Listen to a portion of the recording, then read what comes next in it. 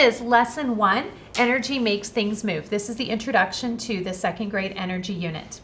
This is going to start with a review of what prior knowledge students already have about energy. And you've got your poster of what we think about energy.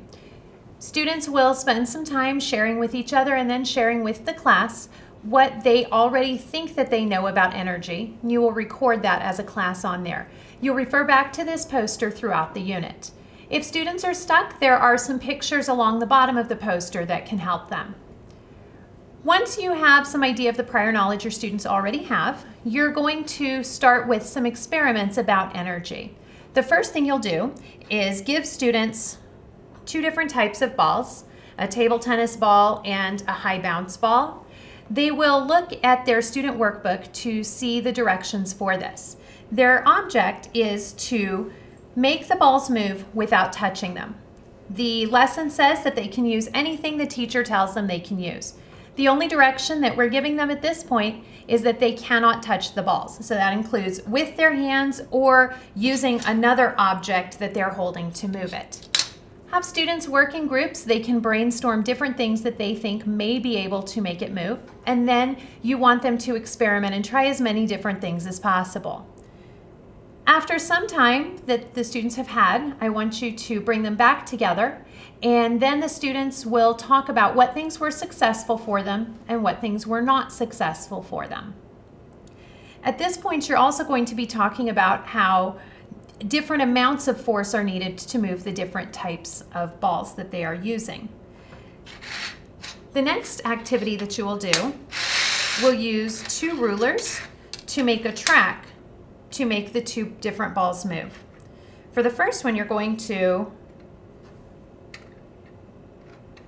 set it up so that the ball can go along the ruler track and have students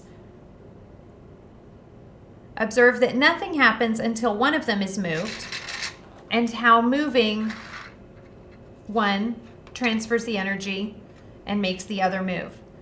We also want students to notice that the amount of force needed is different based on which ball they're using to move the other ball.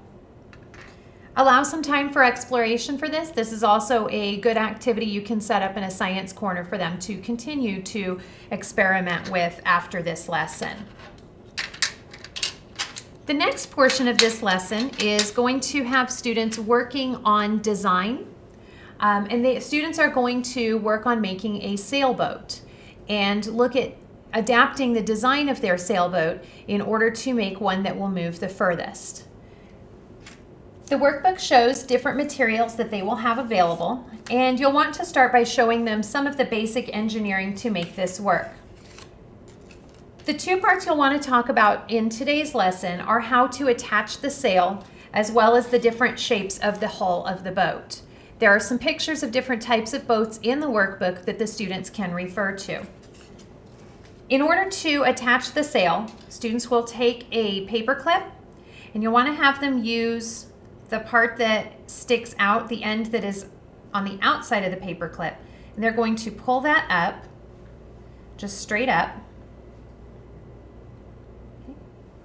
The part that's sticking up is the part that they will poke through their sail.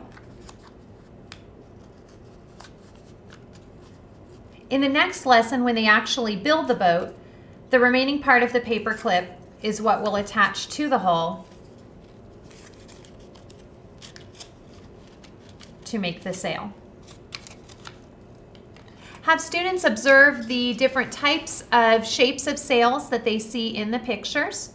And today, for the remainder of this lesson, students are going to use paper and paper clips to experiment with different sizes and different shapes of sails that they may want to use in their designs on the next lesson.